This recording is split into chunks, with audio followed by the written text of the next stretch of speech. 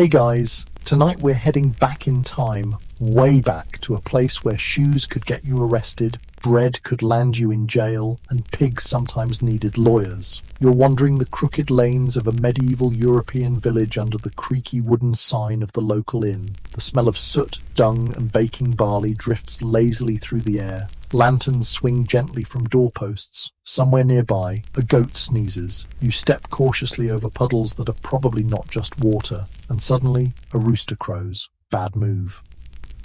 In this peculiar town, clucking after sunset is strictly illegal. Why? No one remembers exactly, but the town bailiff remembers, and he's not known for mercy.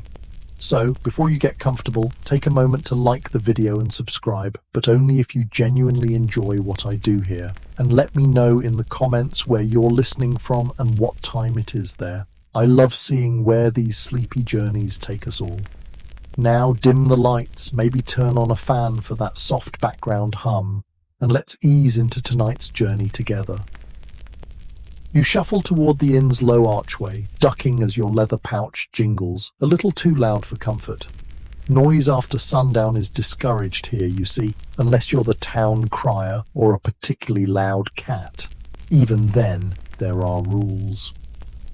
Inside the inn, it's smoky and dim. A fire crackles half-heartedly, trying to chase off the damp chill.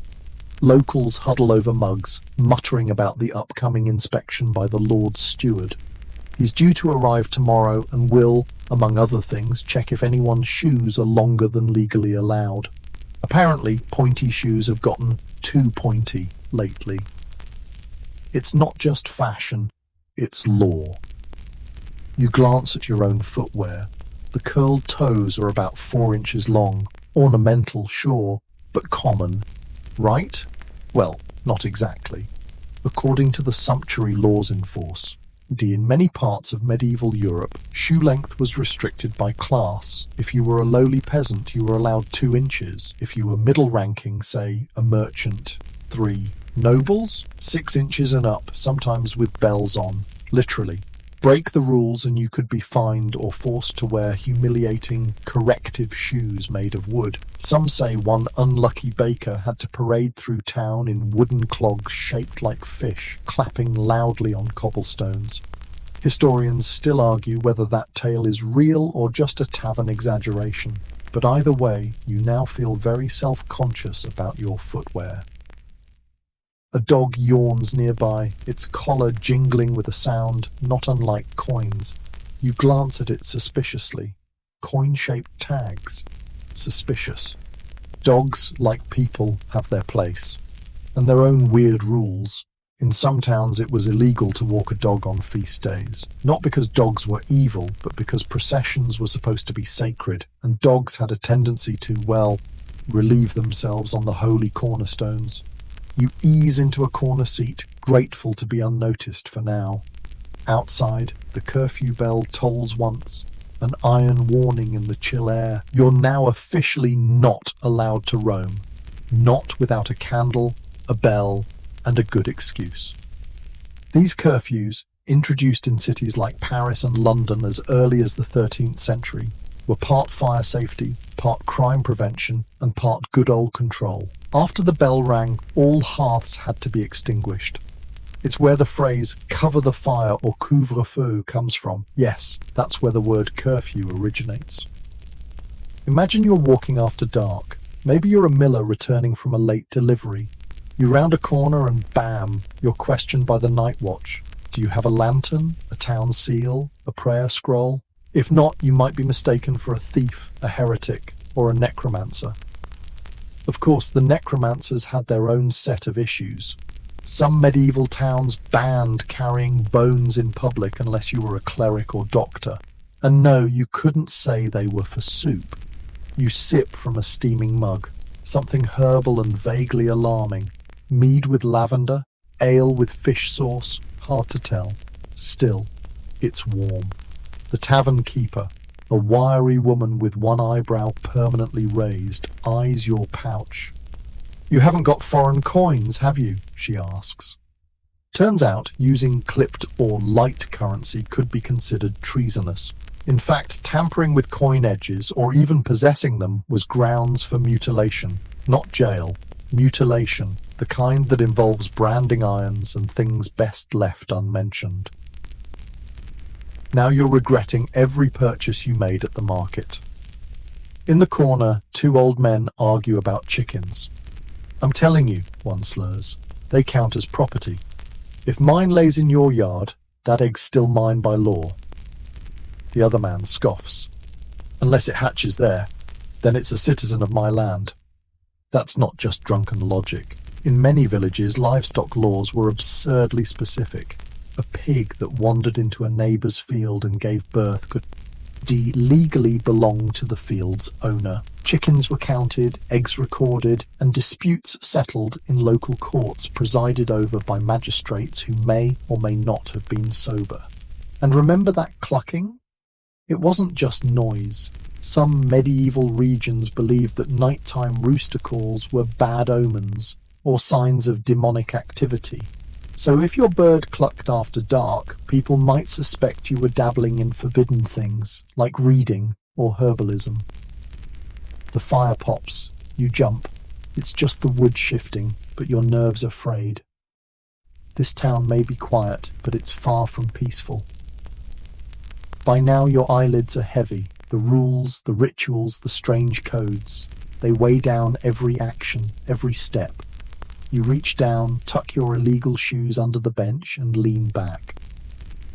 Tomorrow will bring new regulations, possibly about how loud sneezing can be in a church, but for now, you're safe, so long as you don't cluck, sneeze, or fish without a permit. Morning breaks slowly in your strange little medieval town, not with birdsong, because of course that's regulated, but with the clatter of wooden wheels and the sigh of half-frozen chickens being herded down the main lane. You stretch under your rough wool blanket still tucked in the corner booth of the inn. The tavern keeper left you alone overnight, either because she took pity on you or assumed you'd be fined for loitering and wanted nothing to do with it. As you emerge, squinting into the pale grey morning, your eyes are drawn to something peculiar. A man arguing with a tailor while gesturing furiously at a pair of shoes. You wander closer. Turns out he's just been fined for a fashion crime. His offence? Excessively long poulaines. That's what they called those ridiculous pointy-toed shoes everyone was obsessed with for a while. You've got your own pair tucked under your cloak, of course. Don't worry, no one's seen them. Yet. Back in the 14th and 15th centuries, poulaines became the medieval version of the Instagram flex. Nobles wore them absurdly long, sometimes over 18 inches, curling upward like decorative elf shoes. To keep them rigid, wearers stuffed them with moss, wool, or even whalebone.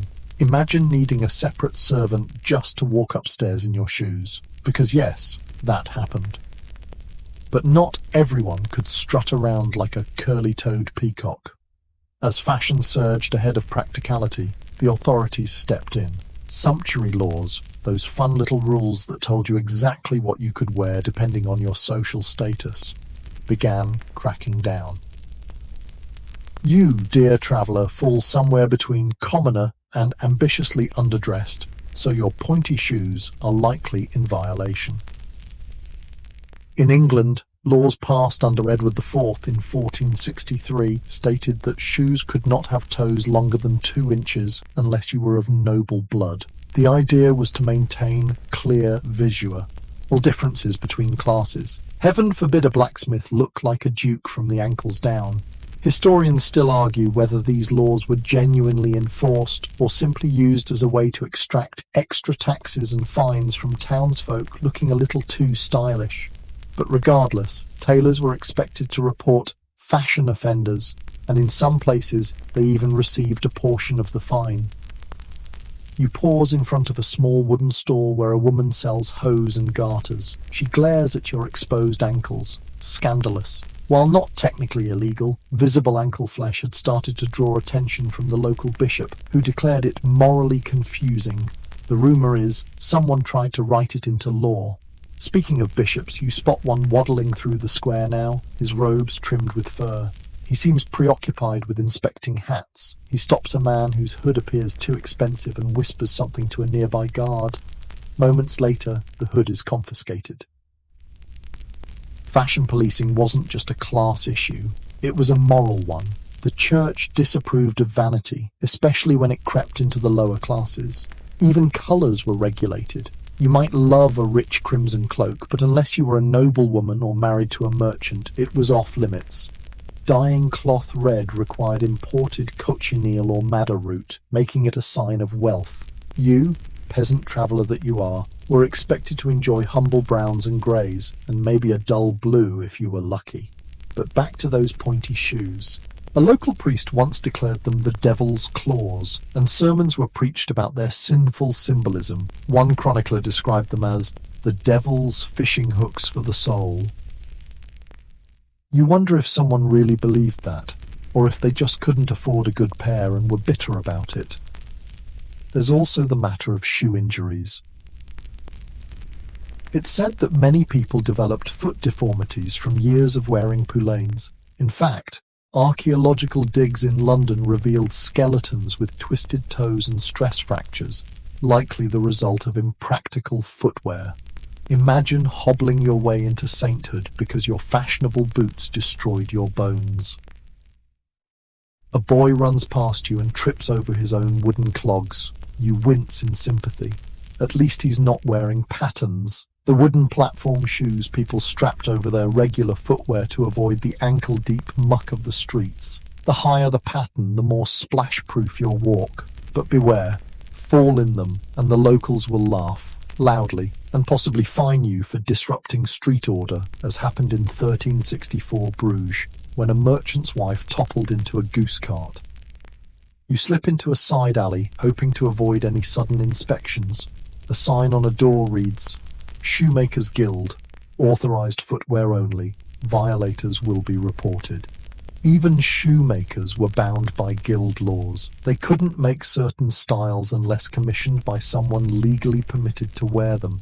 If caught crafting shoes for the wrong social tier, they could lose their license, or worse, be publicly whipped. As you admire a cracked window display of shoes with increasingly ridiculous toes, you catch your reflection. Mud-splattered cloak, haphazard stitching, possibly illegal boots. Yeah, you'll blend right in. A commotion erupts at the far end of the market. A constable has stopped a merchant selling embroidered slippers. Turns out that embroidery features swans, royal animals. Unauthorized use of the king's insignia is punishable by fine or imprisonment. Someone mutters, "Should have stuck with squirrels," and the crowd chuckles. Just as you're about to slip away, a sharp voice calls out, "You there! Show me your boots!" You freeze. The town steward has locked eyes with you. He's holding a measuring stick. "Too pointy," he mutters. "2 shillings fine, or you can trade 'em in for proper footwear. We've got sturdy, town-issued clogs, walnut wood." You nod, defeated, and hand over your shoes. In return, you get a clunky pair of regulation clogs with leather straps and no charm whatsoever. As you shuffle off, your feet echo awkwardly on the cobblestones. Lesson learned. In medieval Europe, looking fabulous could cost you dearly, especially from the ankles down. Your newly acquired clogs thump with every step as you make your way to the village square, drawing more attention than you'd like. They're stiff, oversized, and deeply unflattering. You try to convince yourself you're making a statement, early peasant chic, but even the goats look judgmental. Then you catch a whiff of something amazing, fresh bread. Your stomach rumbles. It's been hours since you last ate, and the smell is practically hypnotic. You follow the scent to a stall run by a plump, flour-dusted baker with forearms like cured hams. A perfect round loaf sits on the wooden counter, steaming gently, its crust golden and cracked just right. You pull out a coin and motion toward the bread, but he pauses. "Want to weigh it first?" he grunts. You blink. Weigh it? Turns out in medieval Europe, bread was deadly serious business. Each village enforced the assize of bread and ale, a series of regulations that dictated the exact weight and price of bread based on the current cost of wheat. If the price of grain went up, the size of the loaf went down. If prices dropped, loaves had to get bigger. Bakers were expected to adjust accordingly and could be punished severely if they didn't. You glance at the scale as the baker measures the loaf. Too light, and he could be dragged before the village magistrate, fined, pilloried, or even tossed in jail. Too heavy, and he's just lost money. To avoid the wrath of the law, many bakers added a little extra, just in case. This bonus piece was called the baker's dozen. You've heard the phrase, but this is where it really comes from. Give 13 rolls instead of 12, and you protect yourself from angry customers and local sheriffs with measuring sticks. You bite into your loaf, after weighing and payment, of course, and it's delicious. But just as you're savouring the warm interior, you spot a man being hauled down the Sint, reeked by 2 guards. His crime? Bread fraud. Word spreads quickly. He'd been caught adding chalk and powdered bone to stretch his flour supply. Not only was it disgusting, it was dangerous. In some cases, enhanced bread could cause nausea, tooth rot, or worse. The punishment? A trip to the pillory, those wooden head and arm restraints set up in the town square. People will throw stale bread, rotten vegetables, maybe even fish guts. Medieval Yelp reviews were brutal. Historians still argue whether these harsh punishments were doled out consistently or only in high-profile cases to scare others into compliance. Either way, it was a risky time to be a dishonest baker. And it wasn't just bread that could land you in hot water. You take a seat on a low wall and nibble at your crust. A group of children are playing a game nearby, something like tag, but with sticks and confusing rules. One of them runs too close to a small chapel, and his mother shouts, "Not near the ale barrel!" You turn to look. Sure enough, there's a small wooden cask beside the chapel door, marked with a symbol you don't recognize. A bystander explains, that's for measuring ale quality. Much like bread, ale was regulated under the assize of ale, which set rules for alcohol strength, pricing, and honesty. If a tavern watered down its brew or charged too much, the ale conner, yes, that was a real job title, would inspect it. Allegedly, one method involved pouring ale on a wooden bench and sitting in it. If it stuck to the ale conner's leather breeches, it was deemed strong enough. If not, it was trouble. And yes, the people trusted the seat of his pants more than the brewer's word. You sip from a clay mug of watery cider, grateful it isn't fermented fish juice. Apparently that was a thing up north, briefly. For some reason, next to you, an elderly woman sells small bread figurines shaped like saints. A passing priest scowls. He mutters something about idolatry and threatens to report her. You quietly buy one, partially out of pity, partially because it looks like St. Cuthbert doing jazz hands. Not all bread laws were about weight or content. In some towns, specific types of bread could only be eaten by certain classes.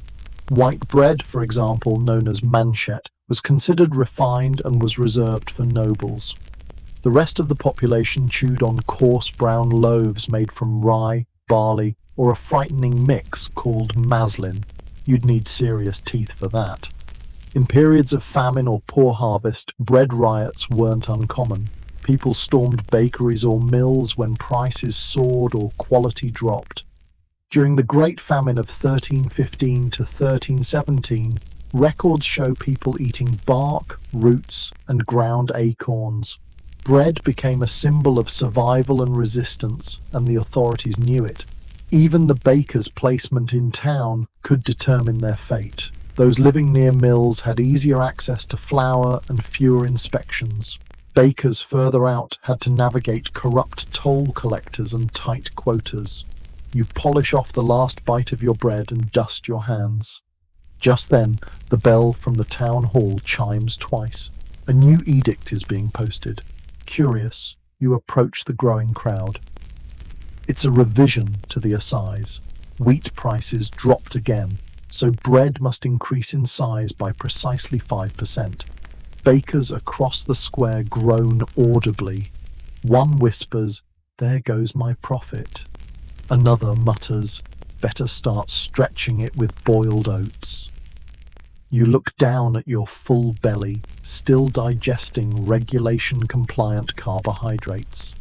You survived this round of medieval snack lore. But next time, maybe weigh your loaf before you bite into it. It's now late afternoon, and you've meandered down to the edge of the village where the river burbles lazily, its muddy banks lined with crooked little fishing huts. A boy stands on the dock, dangling a fishing line made of twine, his feet bare and muddy. He whistles tunelessly. You think, peaceful. Finally, something normal. Wrong again. Because just as the boy hauls up a squirming fish, a chubby, glistening trout, a sharp bark pierces the air. That's illegal! It's Thursday! A portly man with a priest's collar and a face the colour of old bricks waddles down the dock, arms waving like sails in the wind. The boy gulps. But I was hungry. No matter. The fish is confiscated and the boy is shooed away with a threat of penance and a possible fine. You step back, wondering, what kind of world bans fishing on a weekday? Welcome to the Church's dietary domination of medieval Europe. You find a seat on a lichen-covered stump and watch the argument dissolve. The priest now mutters about ungrateful youth and the sanctity of Lent. You try to look like a moss inspector. For much of the medieval period, the Church dictated what you could eat and when, and you were expected to follow without complaint unless you fancied being labelled a glutton or heretic. At its peak, nearly half the year was classified as fasting days. That included every Friday, plus Wednesdays, Saturdays, Lent, Advent, and over 180 other holy days. On those days, meat was banned. Fish, however, was allowed. Why? Because the Church had declared that fish, being cold and wet, did not excite the carnal passions. Chickens, too lustful. Eels, saintly. So on fasting days, your menu included fish, eggs, vegetables, and plenty of pious guilt. But here's the kicker. Not all fish were created equal. The Church loved fish so much it got creative with the rules. Beaver tails, for instance, were considered D-fish. Why? Because they were scaly and lived in water. Same went for barnacle geese, which some monks insisted hatched from driftwood, not eggs. So obviously, fish. Convenient theology. Historians still argue whether these classifications were widely accepted or just local loopholes invented by very hungry monks. Either way, if it swam, floated, or vaguely resembled a herring, it probably counted. You stroll toward a group of fishermen packing up their gear. One of them glares at the setting sun. Had to dump half the catch again, he grumbles. Too close to feast day. Turns out, many towns enforced fish regulations not just on what you could eat, but on when you could catch them. Fish were valuable, both spiritually and economically. The Church owned rivers, mills, and lakes, and often leased them to fishermen. In return, the fishermen followed strict rules. No nets on fasting days, no fishing during spawning season, and no eel smuggling. Yes, eel smuggling was real, because monasteries, noble households, and even kings paid handsomely for barrels of the slimy, slithering delicacy. In England, peasants sometimes paid their rent in eels. One record from the 11th century shows a payment of 26,275 eels for a single estate. That's not rent, that's an eel empire. You peek inside a wooden crate and spot a few slippery escapees writhing in the shadows. Best not to ask too many questions. Nearby, a woman dumps a bucket of salt cod onto a cloth for drying. The smell could wake the dead. Salted and dried fish became the medieval go-to for fasting days. It travelled well, lasted forever, and, if you ignored the texture, was almost food. The Church's rules, of course, trickled down into law. Secular authorities enforced fish-only meals in taverns on Fridays. If a tavern dared to serve meat, it could be fined, shut down, or publicly shamed. In Paris, city inspectors roamed the streets sniffing out forbidden stews. Yes, meat sniffers. Imagine explaining that job at a family reunion. In one town, a cook was sentenced to the stocks for preparing beef on Good Friday. To make matters worse, the beef was stolen from a bishop's pantry. Double offence. The poor man spent 3 days being pelted with dried lentils and soup bones. You wander into the village kitchen garden and pluck a bean pod from a vine. A boy with a lazy eye gestures toward the small chapel and says, "Careful! Father Benoit says beans make you lustful." You raise an eyebrow. Apparently, in some medieval circles, legumes were frowned upon for their warming qualities. According to certain monks, they stirred up base desires. It's unclear if this was ever officially banned, but it was enough to make church menus suspiciously light on chickpeas. You munch the bean anyway. As the sun lowers behind the treetops, families begin to prepare their evening meals.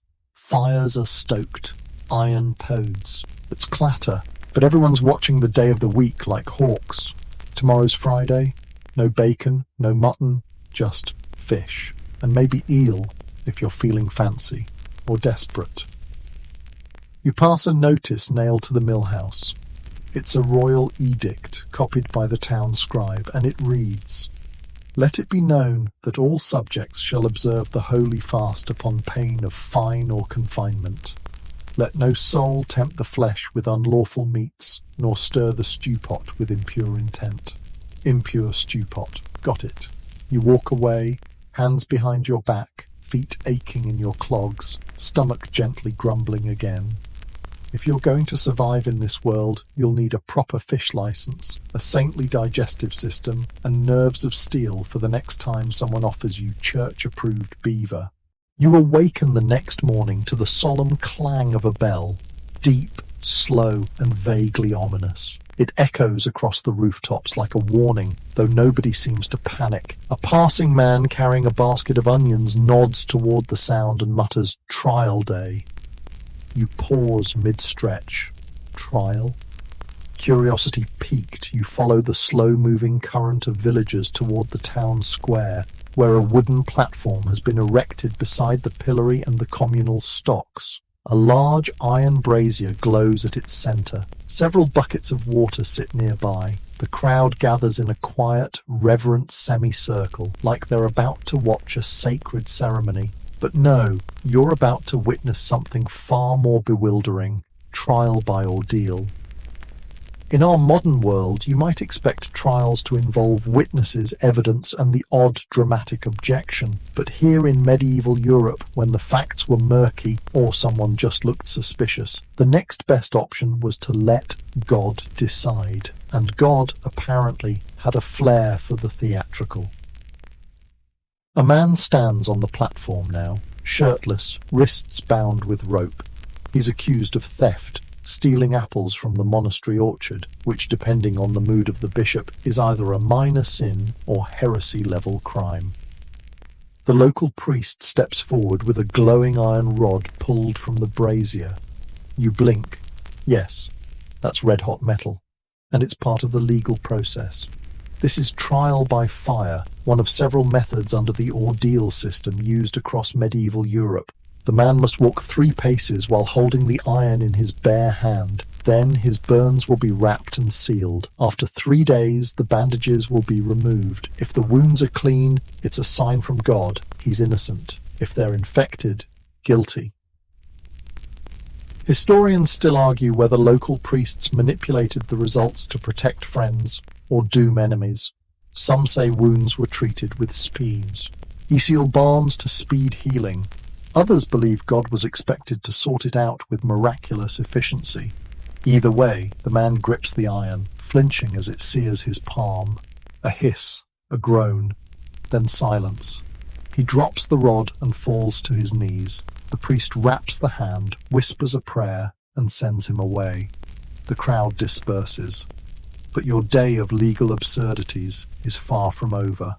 As you step away from the platform, a group of guards passes by carrying a long wooden beam across their shoulders. On it, a woman bound at the wrists, shouting her innocence. You follow them, discreetly of course, toward the town pond. Yes, it's trial by water time. This woman has been accused of sorcery, specifically of giving a neighbour stomach cramps with a suspicious pie. The local baker swears she muttered something unholy near the yeast bowl. So now she's getting dunked. In this form of ordeal, the logic is grimly flawed. If she floats, the water is rejecting her. She's a witch. If she sinks, she's innocent, but possibly drowned. Heads, the church wins. Tails, the accused drowns in front of a live audience. Villagers crowd around as she's lowered into the pond with a rope tied around her waist. You watch in disbelief as she kicks and bobs near the surface. She's paddling, sputtering, floating. A collective gasp. "She resists the water!" someone cries. "Guilty!" You turn away, stomach twisting. There's no winning here, and the laws, if you can call them that, seem to follow dreams more than reason. You retreat to the back of the crowd and sit beside a hunched old man who's chewing something suspiciously root-like. He points with his stick. Next up, the cheese trial. You do a double take. Cheese, indeed. Though not common, trial by blessed cheese and bread was once used for clerics or nobles suspected of lying. The accused would eat a small lump of consecrated cheese and bread, while priests chanted. If he choked or gagged, guilty. If he swallowed smoothly, innocent.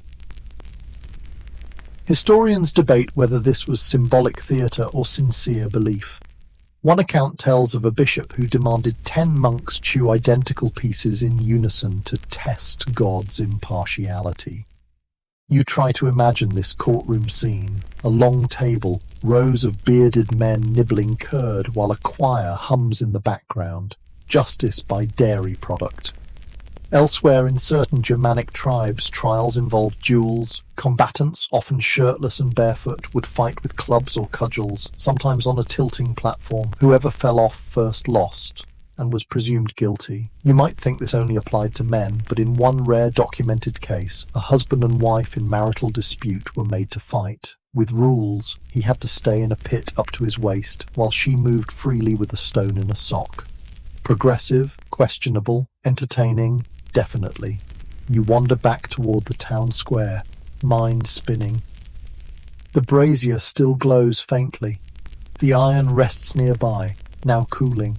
A boy pokes it with a stick. "They say it smells like bacon when it hits," he says. You grimace. Justice in this world is brutal, theatrical, and above all unpredictable. There are no affidavits, no legal counsel, just the hope that divine intervention is having a good day. As you pass the chapel, a sign nailed to the door reads, "Truth lies with God. Heat and water are his instruments." You chuckle darkly. Well, maybe next time you'll think twice before stealing an apple, or baking suspiciously delicious pies. The sun is already dipping behind the hills by the time you wander back into the village proper. The strange sense of smoke, roasted leeks, and wet hay clinging to the breeze. You're starting to think you've seen it all, until a pig in a crude wooden yoke waddles past, trailed by a priest, a scribe, and 2 solemn guards. You blink. Surely this is some kind of ritual. Nope, it's a court procession. The pig is on trial. You follow, of course, wouldn't you? A crowd gathers near the church steps where a table has been set up, complete with a tiny book of laws, a quill, and an unsettlingly serious-looking man in a black wool robe. The pig, still squealing, is placed in a small pen beside the makeshift courtroom. Someone hands it a turnip to quiet it down.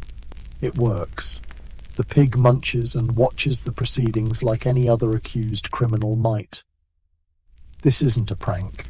In medieval Europe, animals could be, and often were, tried in court, especially if they caused harm to a human.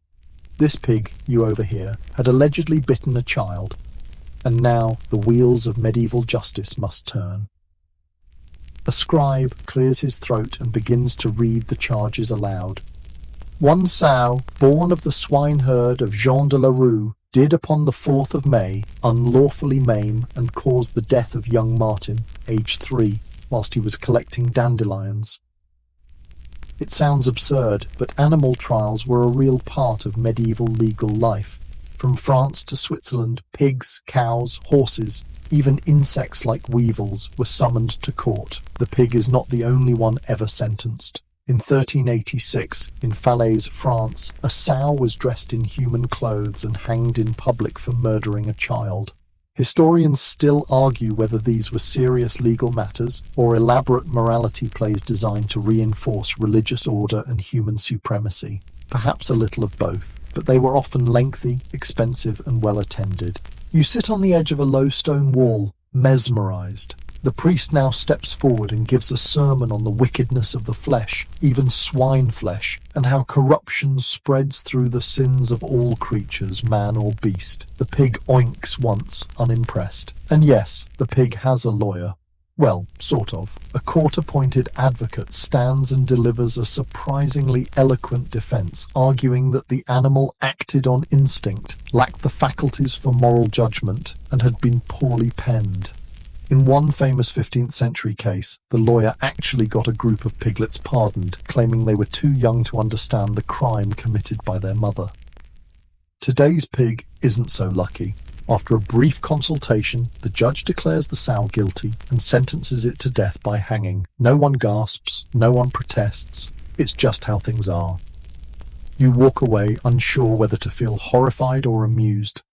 Later that evening, you sit by a fire behind the tavern with a group of locals, one of whom is gnawing on a chicken bone and recounting the tale of the cursed rooster of Basel, a bird allegedly accused of laying an egg, which was seen as a sign of satanic influence. The rooster was burned alive. You ask mildly how common this sort of thing is.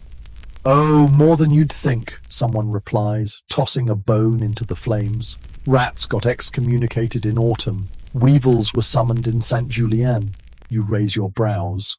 Excommunicated rats? Now that's one for the archives. Indeed, there are multiple accounts of clergy formally excommunicating plagues of pests. They'd read public decrees, deliver sermons condemning their sins, and in some cases assign them a lawyer to argue their right to cohabitate with humans. The trials could last years and cost villages a small fortune. One tale tells of weevils being granted their own plot of land outside the village to avoid further conflict. It's unclear whether the weevils respected the terms. You chuckle softly to yourself. At least the bugs got better representation than some humans. The conversation shifts to dog law. In some towns, dogs that bit people were required to be kept under curfew, just like criminals. In Dijon, a dog was once beheaded in front of a crowd for attempted rebellion after biting a noble's horse. Then someone mentions cat trials, but another man hushes him. "Don't joke about cats after dark," he warns. They listen. You decide not to ask. As the fire burns low and the stars prick the velvet sky, a woman tells a story about a goat that was exiled from a monastery for chewing on a hulse by manuscript. The goat, she insists, survived alone in the forest for 5 years and returned speaking Latin. This, you suspect, is less historically accurate. Still, the legal system of the medieval world operated on a strange mix of fear, faith, and theatricality. Every creature had a place, high or low, and even animals were subject to divine justice. As you curl up beneath your cloak, watching smoke drift toward the moon, you think about that pig, just doing what pigs do, and yet tangled in laws written by robed men with too much time and not enough mercy. Justice, it seems, is a slippery thing, especially when the defendant has hooves. Morning mist clings to the rooftops like cobwebs as you shuffle across the square, clogs clunking with every step. Somewhere nearby, a rooster crows, bold given the recent events, and a merchant begins setting out bolts of coarse wool and dyed linen under a striped awning.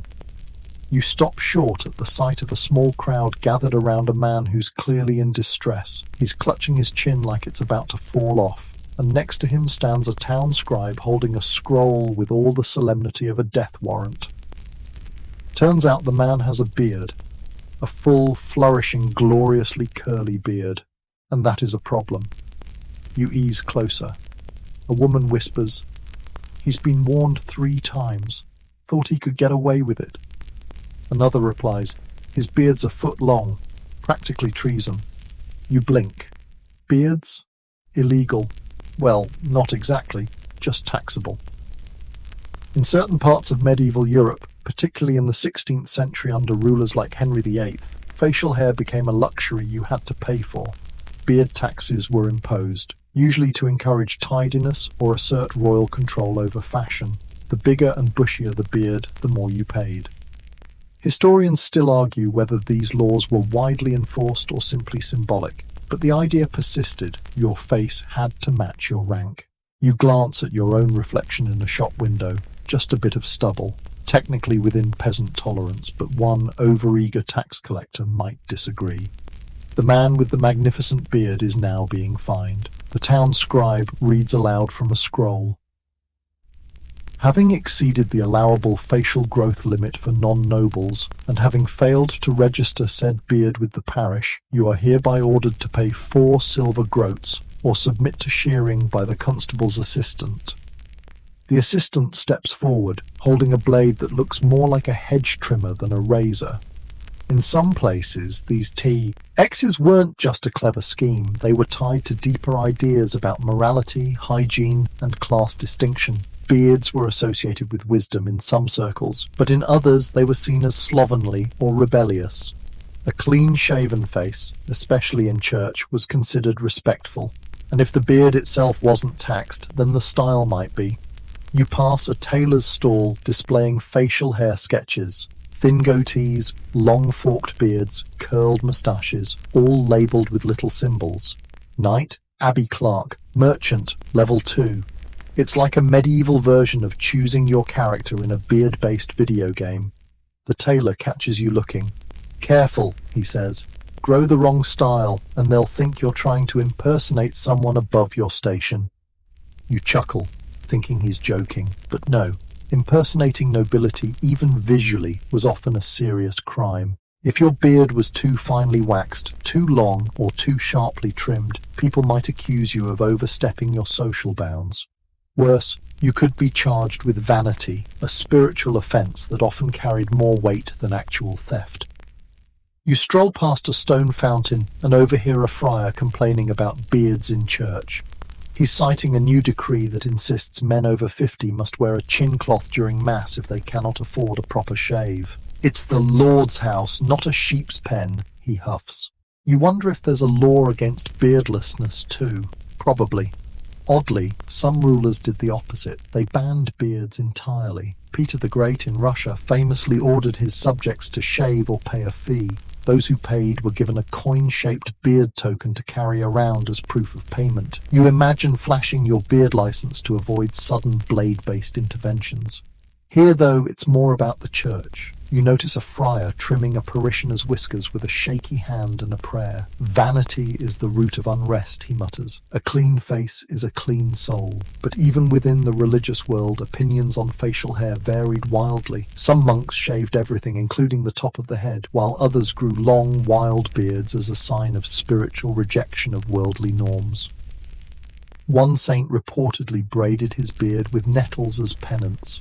Painful, yes, but also fashion-forward. A local boy walks by wearing what can only be described as a false beard made of chicken feathers. You catch his mother chasing after him with a switch, scolding, "You'll get taxed by the feather." Everyone laughs, except the town scribe, who is now quietly measuring another man's sideburns. Later that day, as you rest on a bench near the chapel garden, a constable stops a passing merchant. His beard is short, but dyed a suspiciously vibrant red. "Artificial colouring?" the constable asks. The man panics. "Beetroot juice, I swear!" Turns out dyeing your beard could also be considered a form of deception. If the dye was expensive, like saffron or crushed shellfish, it suggested wealth, and again, the question of impersonation reared its head. You walk away, slightly dazed.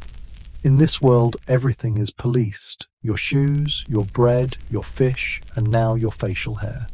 You wonder if nose length is next. As the sun sets and the bell chimes once more, you pass the T-nerves. Own Square, where the bearded man from this morning is now seated, clean-shaven and looking dejected. His beard lies like a fallen hero on the ground beside him. A dog is sniffing it. "Paid half the fine," he mutters. "Couldn't bear the rest." You nod in sympathy. Tomorrow, he'll begin the long journey of growing it back, one taxed follicle at a time. Night settles thick and velvety over the village, a quilt of stars stretched across the sky. You find yourself wandering into a quiet lane lit only by flickering torchlight and the occasional glow from a cottage hearth. The streets are unusually still, until a shout cuts through the darkness. "Lights out! Show no candle past curfew!" A cloaked man rounds the corner, holding a small covered lantern. A town guard pursues him, and you duck behind a barrel to avoid being implicated. The lantern carrier stumbles, the light sputters, and within seconds, he's seized. You think, that seems dramatic. But this is medieval curfew law, and it's no joke.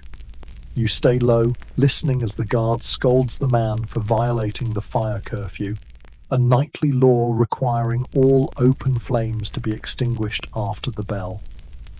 The word curfew itself comes from the Old French couvre-feu, meaning cover fire, and yes, that's quite literal.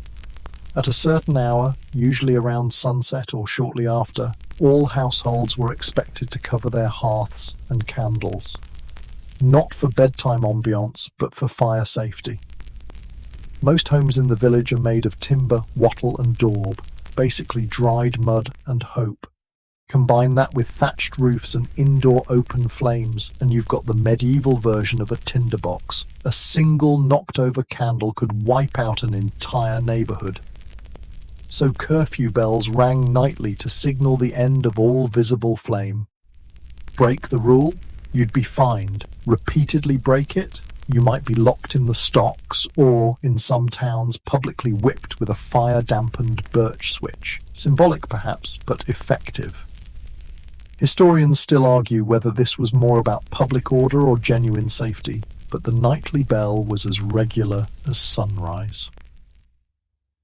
As the guard escorts the lantern-bearer away, you continue down the now darkened street, feeling your way past shuttered windows and silence.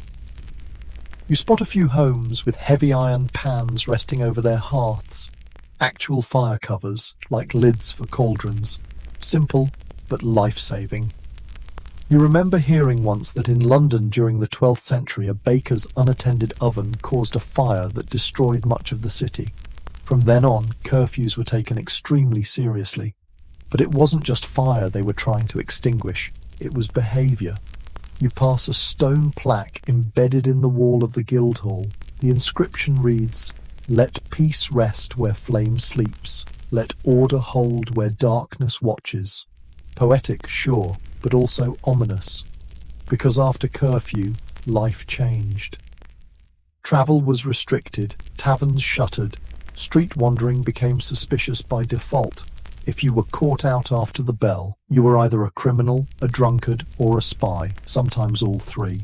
Guards were given wide latitude to stop, question, and detain anyone who couldn't provide a night pass, a written note from a magistrate or church official granting you the right to be out after dark.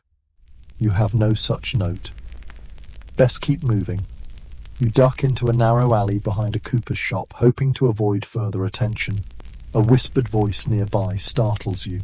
Two figures huddle in the shadows, murmuring about a moonlight marriage. One wears a hood, the other clutches a small satchel. Moonlight marriage? You strain to hear. Apparently, a young couple is planning to elope without church sanction, hoping to find a travelling friar who'll marry them quietly before dawn.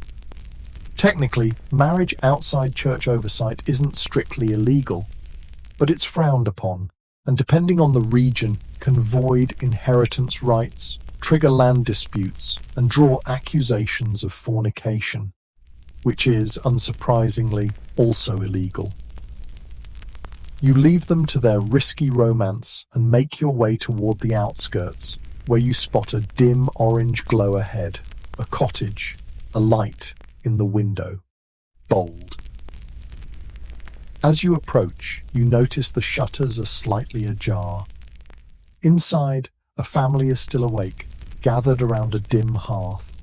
A girl reads from a psalter, while an old man smokes a pipe, illegally, unless it's a medical herb approved by the local herbalist. which of course is also tightly controlled. You knock gently. The door opens an inch. The woman who greets you frowns. "We're past bell time," she whispers. "You shouldn't be out." "I'm new," you mumble. She sighs and lets you in. Inside, the warmth is immediate and fragrant. Rosemary, smoke, and something baking, perhaps lawfully, perhaps not. You learn that some households kept secret hearths hidden behind panels or underground so they could cook late or keep warm without drawing fines. Technically, unregistered fireplaces were prohibited in many towns. Each one posed a fire hazard and dodged firewatch taxes.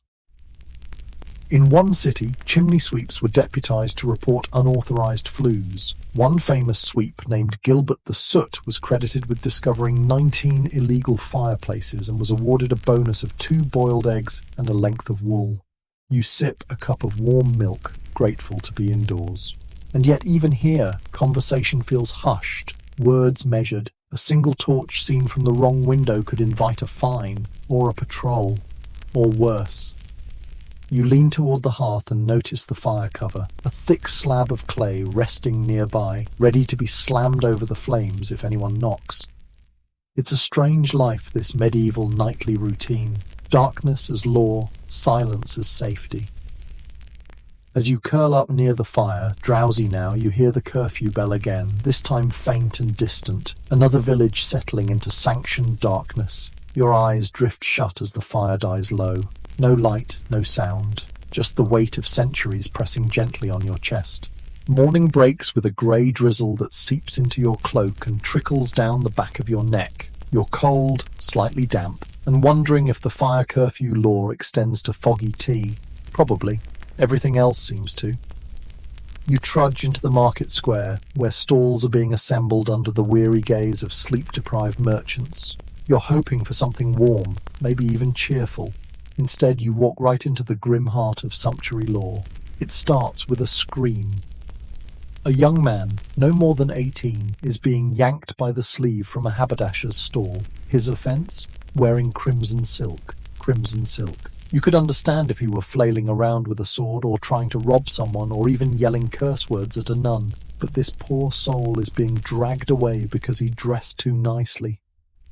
The guard bellows, "Violation of cloth ordinance! Unauthorized colour and material! Take him to the warden!" You blink, confused, as a merchant nearby clucks his tongue. Serves him right. That shade's reserved for knights or guildmasters. Tailors should know better. Turns out, you've just stumbled into the wonderfully weird world of medieval dress codes. Not fashion by choice, but fashion by law.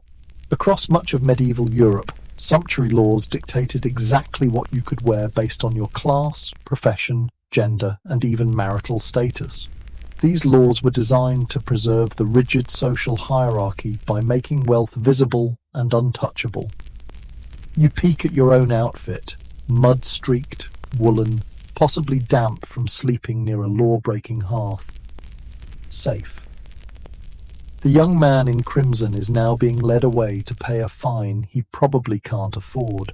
Someone mentions he's a tanner's apprentice, which places him squarely in the drab wool-only category. Silk? Off-limits? Velvet? Forget it. Fur? Only if it still smells like the animal it came from. Historians still argue whether these laws were more about moral policing or economic protectionism, especially since guilds and textile makers often lobbied for the rules. But one thing's clear, fashion was dangerous. You stroll past a stall selling ribbons and trim, each labelled with an emblem indicating its legally allowed wearer. Blue linen, yeoman, green wool.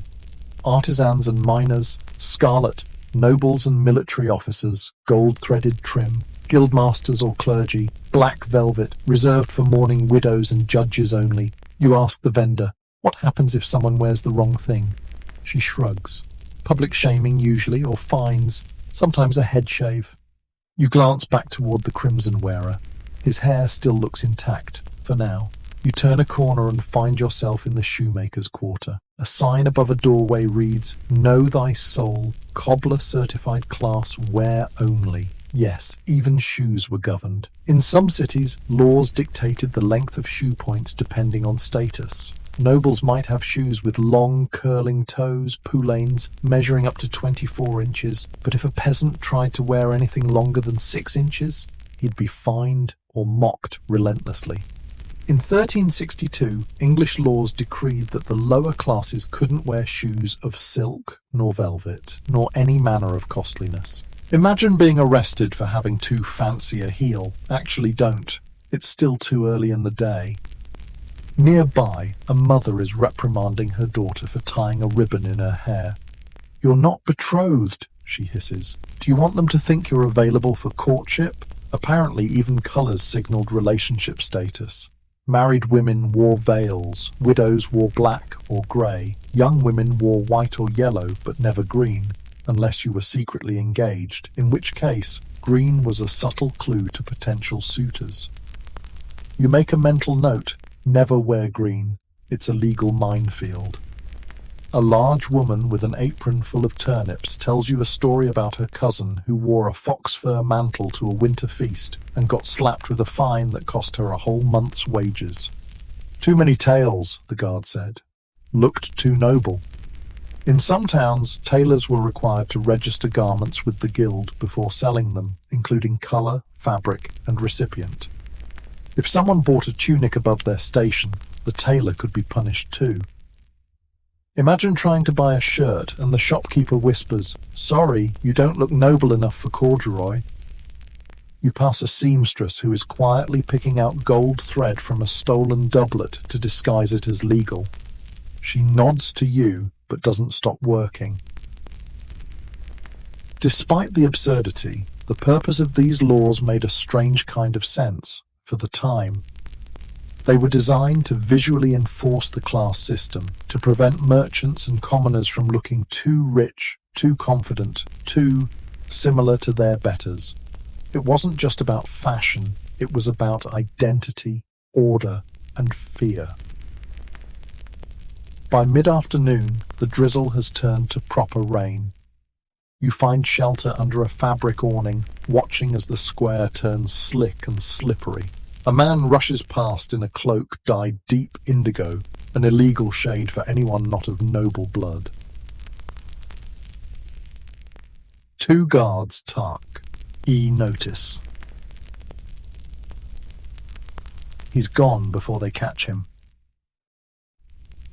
You sit quietly, thinking about your own wardrobe. Would you have survived this world with your closet of mismatched t-shirts and ironic socks? Definitely not. Here, your clothes aren't just fabric. They're your passport, your confession, your price tag. Better keep them plain, scratchy, and just a little sad looking. Safer that way. Rain continues to drizzle over the cobblestones as you wander into the quieter edges of the village. The storm has chased away most of the merchants, leaving only puddles, dripping laundry, and one unfortunate goose tethered to a bench, honking indignantly at the sky. You tug your cloak tighter and duck into a small, crooked building marked Public Notices Decrees. Inside, the walls are plastered with faded parchments, each more absurd than the last. By order of the council, no man shall whistle after vespers. All staircases exceeding 10 steps must include landings for moral reflection. Roosters may not crow within earshot of the convent. You pause. That last one seems personal. At the far end of the room, an elderly clerk sits hunched over a lectern, sipping something steaming and bitter-smelling. He notices you, waves vaguely, then returns to copying a long scroll titled Bans on Laughter in Ecclesiastical Spaces. You're not even surprised anymore. Welcome to the world of bizarre civic laws, the kinds written with a quill dipped in fear, confusion, or mild spite. You sit beside a wall plastered with street behaviour ordinances, and the rules seem to cover everything from how loud you can sneeze to the angle at which you're allowed to lean against a public wall. Apparently, slouching aggressively was once considered an incitement to sloth. One poster catches your eye. Henceforth, no pigs shall be walked through the parish gate without shoes. Yes, pigs in shoes. You look out the window just in time to see a boy struggling to strap little leather boots onto a confused hog. The boy curses softly. The pig tries to eat one of the boots. It's not going well. This law, it turns out, was put in place to prevent pigs from damaging the sacred paving stones in front of the church. Pig hooves chipped the stone. Shoed pigs? No problem. In theory. Histos. Rians still argue whether this was an isolated village quirk or part of a broader trend of architectural pettiness. Either way, it's real and hilarious. You move on to the domestic law section, which includes classics like no more than 3 hens per household unless blessed by the bishop. Bread must be round on Sundays, square on feast days, and forbidden during solar eclipses. One may not keep bees in the same room as a portrait of the Virgin. You want to laugh, but the clerk clears his throat and glares at you. Apparently, chuckling in the decree house is against regulations. You lower your eyes and shuffle toward the door, only to pass a new section labelled Noise Infractions. It reads like a medieval noise complaint forum. Geese honking after dark, 1 groat fine per honk. Excessive butter churning after curfew.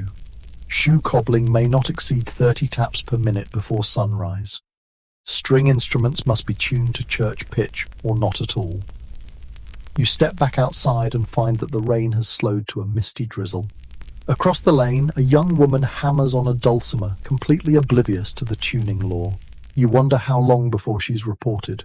You continue your stroll, passing a row of houses with strange symbols chalked above their doors. One is a circle with 3 dots, another is an upside-down goose. A passing washerwoman explains that these are markings for seasonal inspection, to denote which houses are due for moral audits. You squint. Moral audits? Oh, aye, she says, for things like too many spoons, sleeping in on feast days, failing to water the village saint's statue on his name day. You're pretty sure she's joking. Mostly. One village law even restricts the number of windows allowed in homes, on the theory that too much sunlight encourages vanity. You pass a tailor's house with his only window bricked halfway up. Compliance or sarcasm? Hard to say. Down the street, a wooden board lists fines for unlicensed singing. Certain melodies, especially joyful ones, require church approval. You hum a bar of something under your breath. A baker glares at you like you've just proposed heresy. The more you explore, the more you realize these laws weren't always about morality or safety. Sometimes they were just about control, maintaining order, keeping everyone in their lane, literally and figuratively.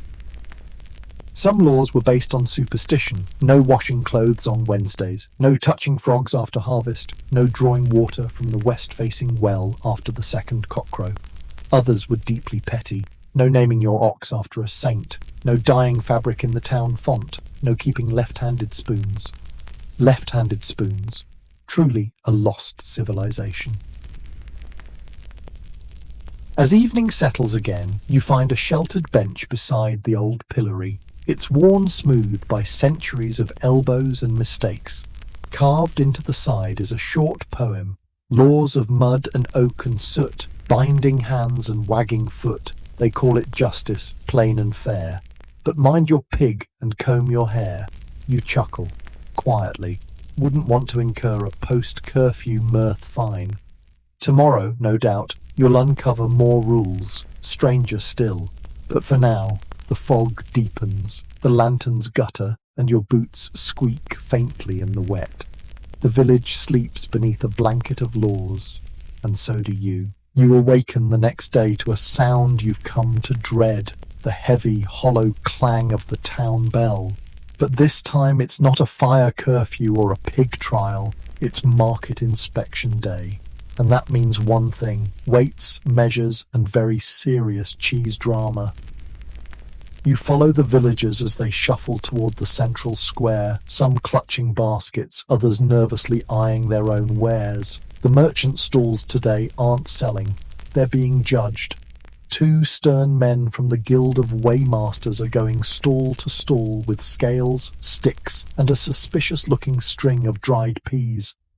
You approach a stall where a cheese seller is wringing her hands. The weight inspector said my rounds are an ounce short, she mutters. An ounce? How's a cow supposed to be exact? Turns out, under medieval assize of bread and ale laws, many towns had strict regulations on how food was made, measured, and sold. It wasn't enough to just offer something tasty. You had to offer it at exactly the government-mandated size, weight, and price, or face public humiliation, or worse. One inspector drops a block of cheese on a scale and tuts. Too light. Again. The merchant groans. It's the rain. The rind swelled. Not our problem, the inspector snaps. You raise an eyebrow. Surely nobody could care this much about cheese mass. Oh, but they did. In medieval England and much of Europe, bread and ale were regulated down to the last crumb and bubble. A loaf that weighed too little or a cup of beer that had too much head could get you fined, flogged, or even tied to a cart and paraded through town with a rotten fish necklace. No, really. The idea was simple. Food was survival. And when merchants got clever, cutting corners, watering down ale, using stale flour, the authorities cracked down. Hard. You watch as a baker is forced to break his own loaves in front of the crowd, revealing that he added too much rye and not enough barley. The crowd boos. He's lucky it wasn't worse. Some bakers were thrown in the stocks next to their bread so people could pelt them with stale crusts and mouldy rolls. Historians still argue whether these laws were effective at protecting the poor or just gave local councils an excuse to enforce power theatrically. Either way, they were everywhere, and not just for food. You head to another stall, this one selling candles. The inspector dips a ruler into the wax pot and sighs. 9 inches and soggy, this won't last to Vespers. The chandler protests. It's sheep tallow, it always sags. Not to regulation standards, it doesn't. You peek at his ledger. It shows exact price tiers. Candles for church use, for home prayer, and for permitted secular illumination. Use a prayer candle to read your tax scroll. That's misuse of divine light, and a fine. Even the town's measuring sticks are regulated. Literally, every marketplace must maintain a standard yardstick, a piece of iron or oak set in stone, against which all others are checked. Deviate, and you're a cheat. You trail the inspectors to the alehouse, where things take a turn for the theatrical. The alewife, a stout woman with sleeves rolled and face glistening from steam, stands beside a row of jugs. One inspector fills a mug and slams it on the table. Flat, he says. Too weak. It's morning ale, she protests. The law says ale must be strong, honest, and nourishing. Vague? Absolutely. Enforceable? Sadly, yes. In fact, every alehouse had to display a pegboard called an ale stake, from which inspectors would judge quality, strength, and fairness of measure. Too weak, and you were fined. Too strong, and you might be accused of brewing sin into the blood. You lean on the bar and quietly ask, "What's the punishment for overly enthusiastic porridge?" The alewife laughs. "Depends. Did you use nutmeg? That's suspiciously exotic." Turns out spice pricing was regulated too, especially cinnamon, pepper, and saffron. In many towns, the display or sale of foreign spices required a special license. One baker was once arrested for putting cinnamon in church bread during Lent. Too joyful, the bishop claimed. You continue your walk past the fishmongers, where another inspector sniffs a trout and says, "Smells like Wednesday." The vendor winces. "It was caught yesterday morning." Yesterday morning was Thursday. You frown. This doesn't seem to make sense. But then you remember fish laws. In parts of medieval Europe, fish could only be caught, sold, or eaten on certain days, especially Fridays and feast days when meat was banned for spiritual reasons. Sell meat on a holy day? You'd better prepare to explain yourself. Sell fish on a meat day? You'd better hope the bishop isn't allergic to pike. And yes, there were laws governing what counts as fish. Beavers, for example, were occasionally classified as fish due to their scaly tails, and therefore acceptable for Lent. Historians still shake their heads at this one. By late afternoon, the inspectors finish their rounds. Several merchants have been fined. One has been shut down entirely for inconsistent flour scoop volume. You watch a boy carry away the confiscated scoop like a sacred relic. As the sun sets, the square empties again, but a new parchment is nailed to the central board.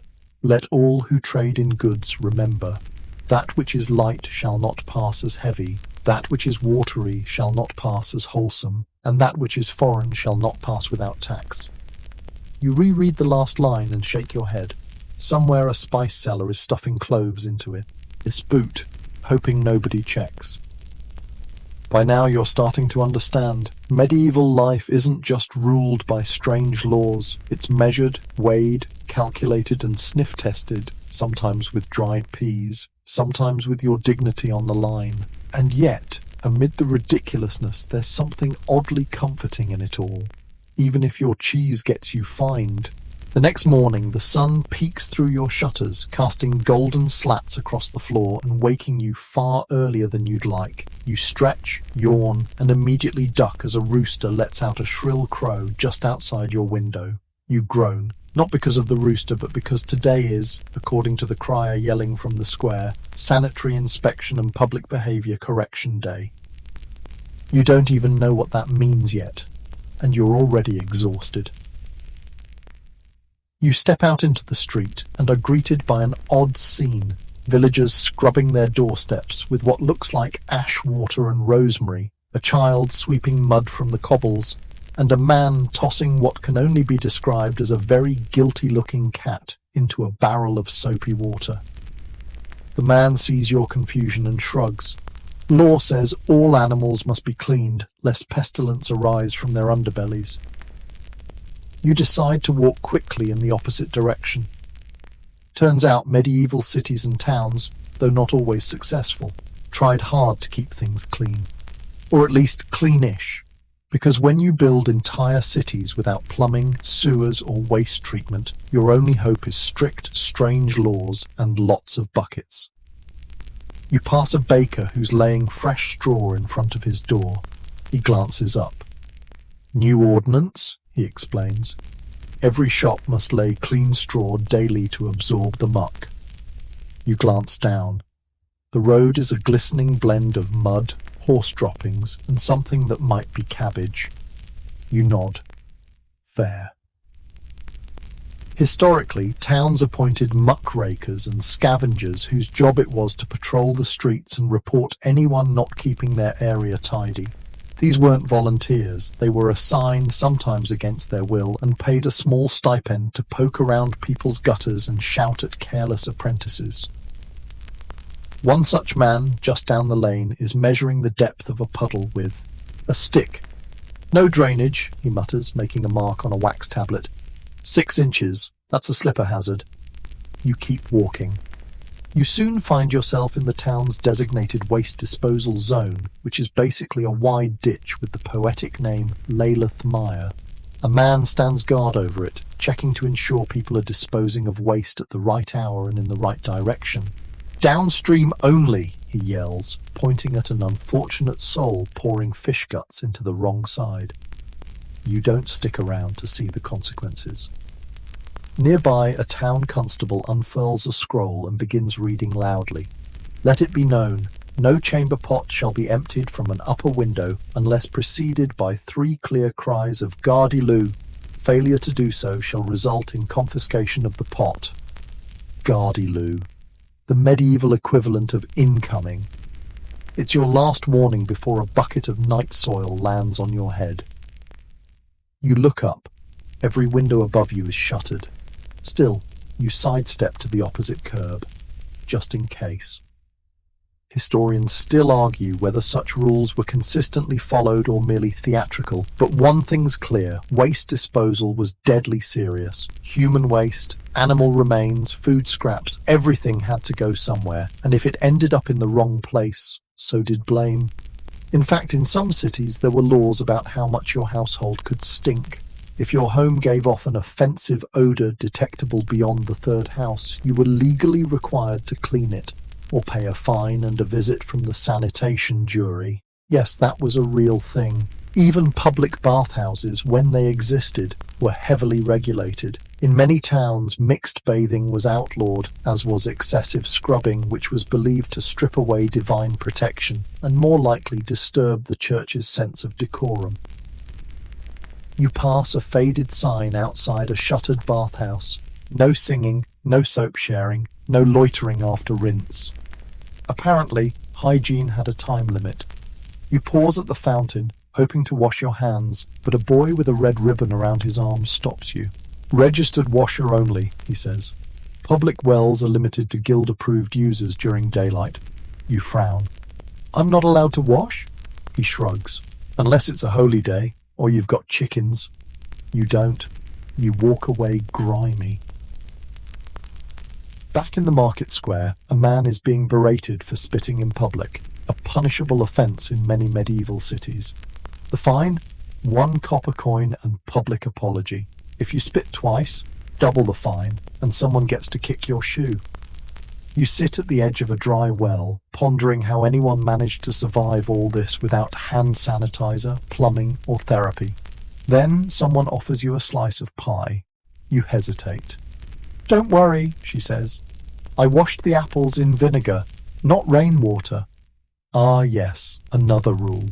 In towns prone to illness outbreaks like plague or dysentery, even the type of water used in cooking was regulated. Rainwater was considered wild and potentially cursed. Vinegar or boiled well water was safer but harder to get. You bite the pie. It's excellent, probably illegal. Even hairstyles came under cleanliness laws. You pass a notice board with this gem: "No hair shall exceed the width of 1 goose egg if worn in plaits." Apparently, lice patrols were a thing. If your hair looked too inviting, you might be stopped and inspected. You keep your hood on. By evening, the town smells slightly better, the roads are marginally less slimy, and everyone seems exhausted by the effort. You overhear one woman mutter, "Next they'll fine us for coughing without rhythm." You wouldn't put it past them. As twilight falls, the bell rings again, not for curfew but for evening quietus, a brief period where noise must sue. So the local priest can perform his sunset sermon in peace. You sit quietly, watching the town hush itself. Not bad, you think. A clean village, a quiet village. A slightly ridiculous one, sure, but maybe that's how it works. Keep the pigs in shoes, the roads straw-lined, and the sins scrubbed off the doorstep. One strange law at a time. Dawn breaks once again with the tolling of the church bell, and this time it brings not chores or inspections, but a mood of hushed reverence. Today is a feast day, the festival of St. Eric the Mild, patron of cobblers, candle makers, and for some reason sheep that don't kick during milking. You shuffle toward the town green, where bunting flutters, musicians tune their instruments, and children chase each other with little wooden sheep on wheels. But not everyone is celebrating. Across the square, a town official stands before a list longer than his arm, the day's permitted behaviours, freshly inked. You approach the list. No dancing with one's eyes closed. No spinning widdershins unless during formal procession. No public recitation of riddles except between the 4th and 6th hour. Unmarried persons may not sing ballads containing more than 4 verses. Jesters must be licensed. You blink. Feasting in medieval Europe, it seems, came with its own wild tangle of laws, rules that turned merriment into something manageable. You follow the flow of villagers into the square, where a juggler is performing with a permit visibly pinned to his jerkin. A constable nearby counts each toss aloud, ready to halt him if he exceeds the 6 objects without a break limit. Feast days, though colourful, were often regulated with extreme precision. Why? Because people got too merry. Drunkenness, fighting, scandalous dances, unlicensed performances, it all spiralled too easily into chaos, so the authorities responded the only way they knew how: more rules. Historians still argue whether feast day regulations were preventative or punitive, whether they served to protect the community or simply reinforce who held the reins of joy. You pass a long table where pies are being distributed. A friar carefully inspects each one for filling. "Only fruits," he mutters. "No meat." Yes, until the third bell. Turns out, even what you could eat, and when, was dictated by law. On many feast days, certain ingredients were restricted until after the official blessing. You once again silently bless your ability to eat breakfast without bureaucratic interference. Across the green, a man is being fined for wearing a feast hat, a bright red creation that flops with bells on the wrong holy day. "That's for St. Matilde," the constable growls. "You've embarrassed both saints." You find a bench beside a troop of dancers preparing for the midday procession. They whisper among themselves, nervously adjusting sleeves, tucking in laces, ensuring their movements match the town-approved dance list. One man is still sulking over the ban on backflips. "The bishop says it arouses confusion," a woman explains. Feast day laws extended to music as well. Only certain tunes were allowed, and only certain instruments could be played in public. Flutes, harps, and soft drums were welcome. Bagpipes, allowed only if muffled with a linen wrap and facing away from the church. You stifle a laugh as a bagpiper grumbles and sticks a wadded sock in his pipe's bell. As you wander further, you pass a group of children reenacting a parable, probably of St. Eric saving a sheep from drowning. Their performance is halted mid-scene. "No miming without a sermon license," says the town deacon.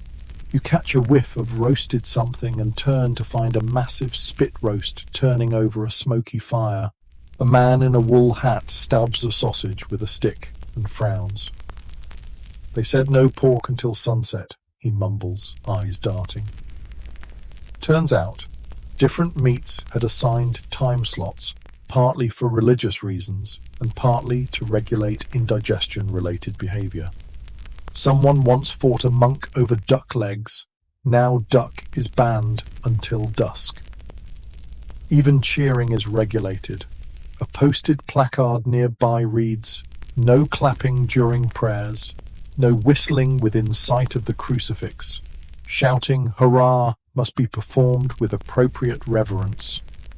You pause to listen as the town crier recites the names of those legally permitted to toast during the feast.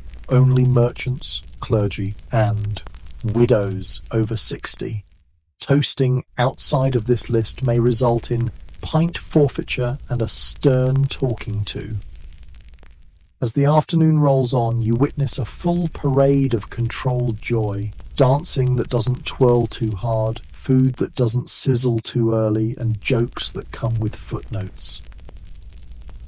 One jester hands you a scroll with each pun he tells, citing the script number and approval mark from the Jesters Guild.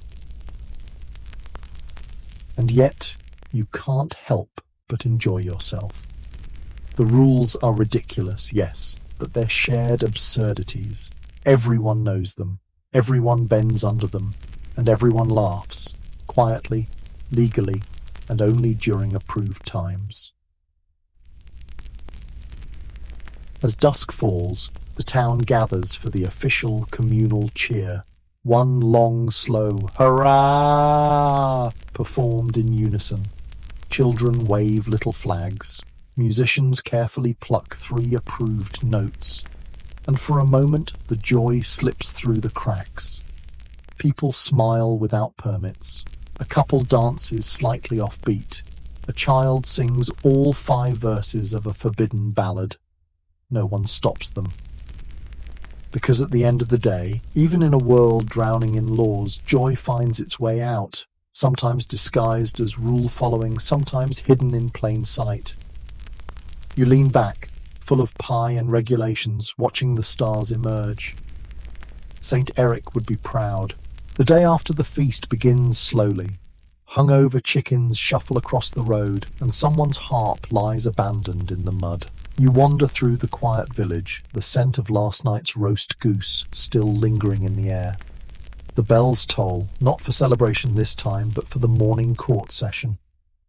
You follow a stream of townsfolk toward the Guildhall, where today's proceedings will focus on something truly peculiar: animal trials. Yes, animals, real animals, with real lawyers.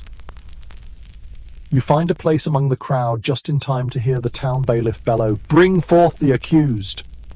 A pair of men shuffle in holding a goat on a rope. The goat looks both confused and slightly proud. A clerk reads the charges. Willful crop destruction and unlicensed trespass upon the sacred cabbage patch. The goat sneezes. The audience murmurs. You think this is a joke, but it's not. In medieval Europe, animals were occasionally tried in real courts. They had lawyers, witnesses, judges, and sometimes even executions. Pigs, goats, horses, even roosters. If they committed a crime, they could face justice. Historians still argue whether these trials were symbolic or sincere, but records show they were taken extremely seriously. There are documents of donkeys tried for theft, dogs accused of heresy, and pigs hanged for infanticide. You glance back at the goat, now chewing on someone's sleeve, not helping its case. The prosecutor calls a witness, a beet farmer, who describes, with remarkable passion, how the goat decimated 3 rows of beets and headbutted a shrine of Saint Martin. The defense responds that the goat lacks criminal intent and had received no prior warnings. You lean over to a nearby woman. Has anyone ever won a case like this? She shrugs. The rooster last spring got off. Clerical error. They charged the wrong coop.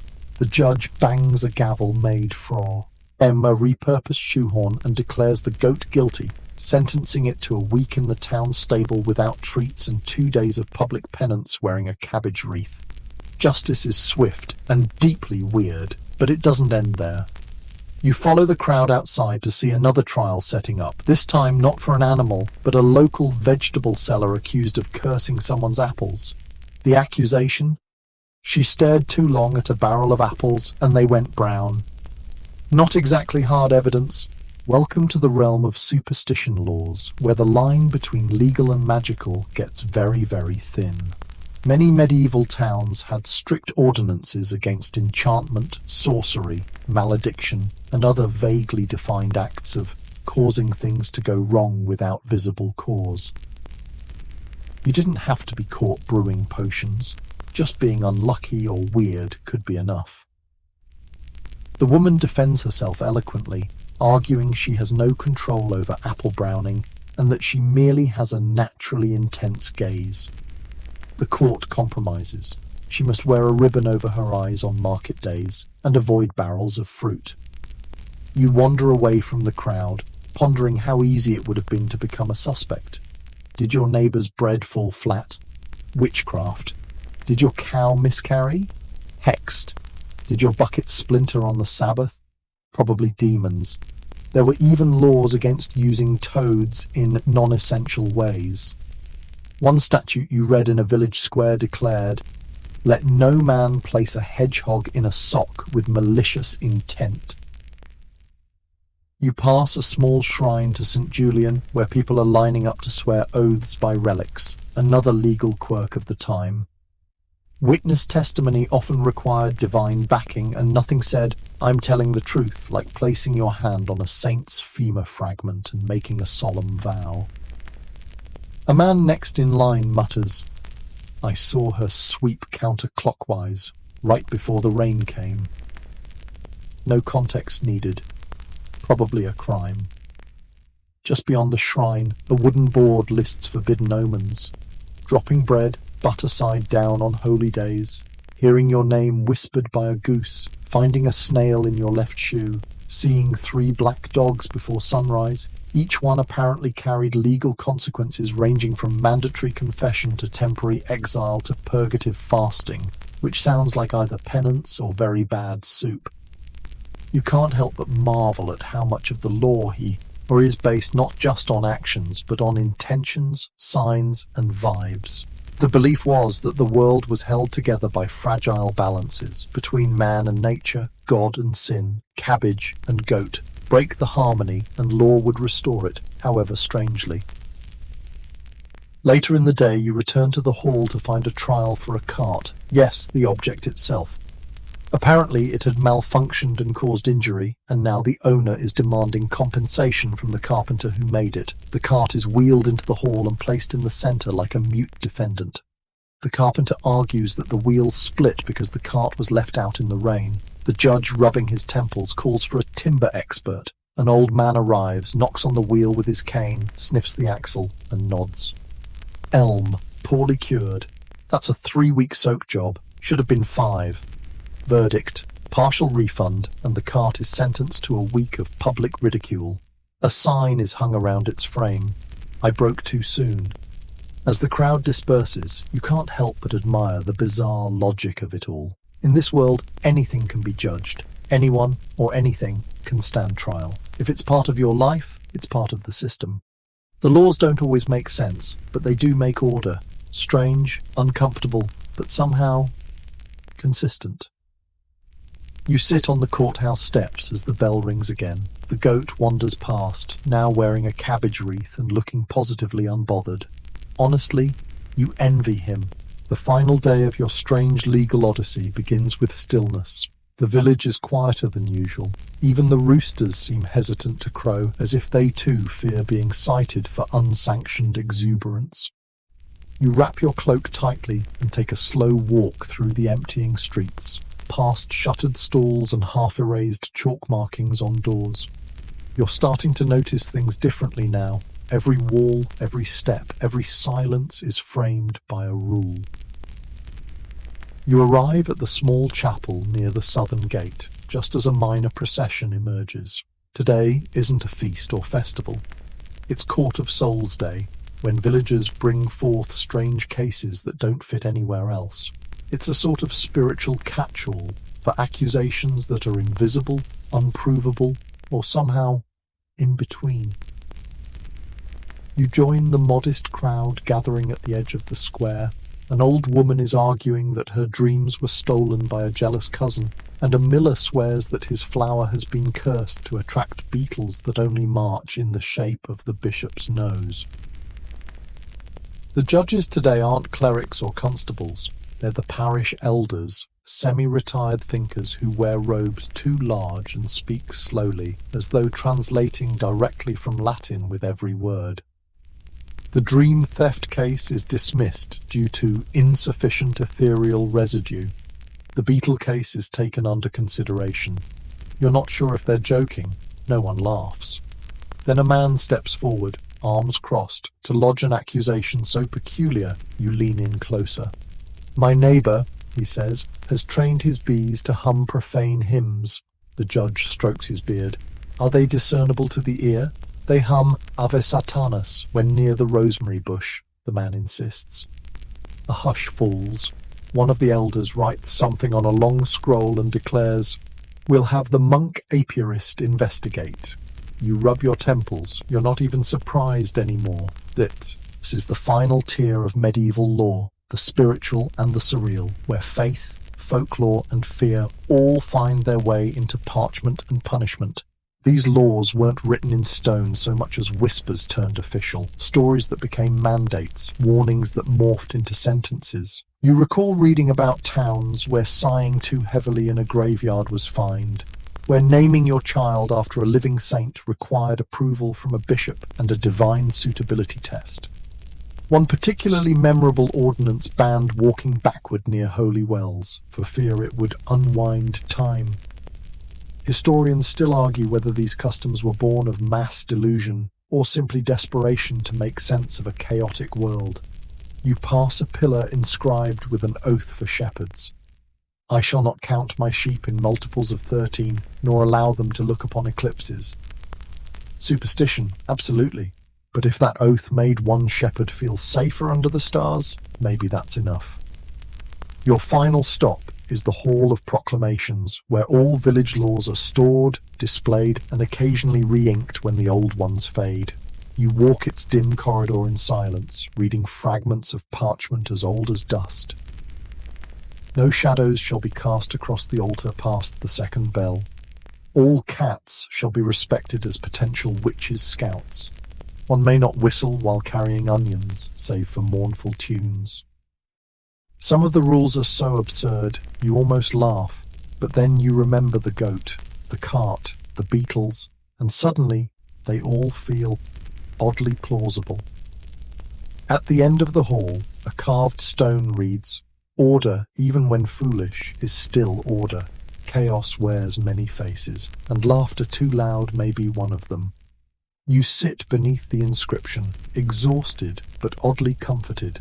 For all their ridiculousness, these laws tried to hold back the dark, to tame disease, to restrain pride, to protect harvests, to keep grief from becoming madness. They may have been rooted in error, in fear, even in control, but they stitched the seams of a fragile world.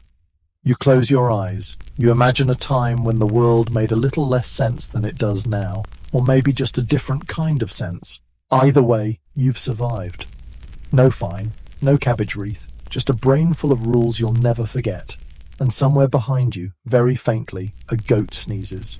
Now as the village fades behind you and the bells grow quiet, your mind begins to soften. The strange laws, the echoing judgments, the goat trials, the fashion bans, they all blur gently like mist over an old cobblestone path. You let go of the details, let them drift away like parchment curling in the hearth's warmth. The world you've just travelled through was one of control, of order, laced with superstition, of rules upon rules meant to protect and punish in equal measure. And though many were strange, perhaps even laughable, they spoke to a time when people held fast to whatever meaning they could, because the world outside their village was vast, uncertain, and full of shadows.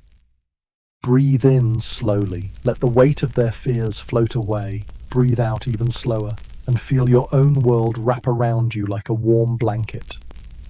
You are safe. No laws to obey tonight, no bees to question, no saints to impress, only your breath, your stillness, and the soft hush of a faraway goat in the distance. Sleep now, gently. Let dreams come without inspection or permission. Let them be nonsensical, vivid, or peaceful. Let them roam freely where no ordinance may reach. You've wandered through the strangest rules in history, and now you deserve the quiet that follows. Good night, traveller.